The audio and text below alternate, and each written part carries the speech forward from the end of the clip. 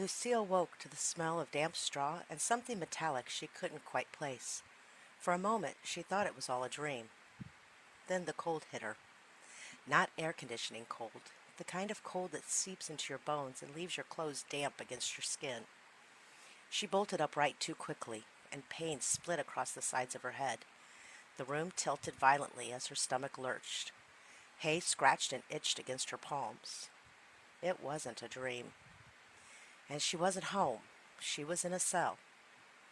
The realization came slowly, stupidly, like her brain refused to fully accept what her eyes were seeing.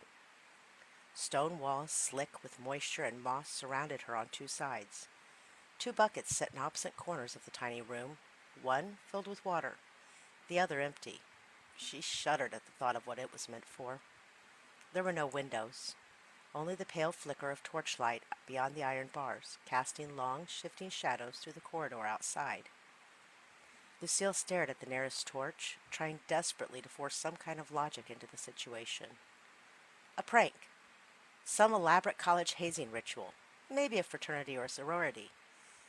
A hidden camera somewhere just waiting for her to panic. But the smell was wrong. Everything smelled wrong. Smoke, mud, wet wool, and beneath it all lingered something else. Something sour and rotten at the edge of the air.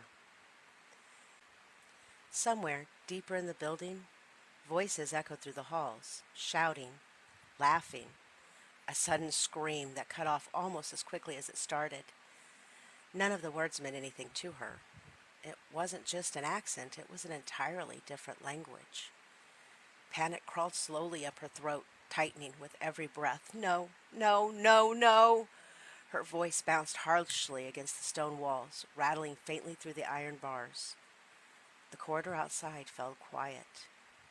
Then came the sound of heavy boots, distant and slow at first, then drawing nearer and louder.